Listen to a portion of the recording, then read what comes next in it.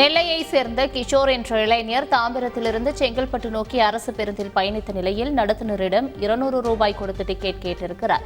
200 ரூபாய்க்கு சில்லறை இல்லாததால் நடத்துனர் டிக்கெட் கொடுக்க மறுத்ததில் இருவருக்கும் இடையே வாக்குவாதம் ஏற்பட்டு தகராறு ஆகியிருக்கிறது. இந்த வீடியோ வெளியாகியுள்ளது.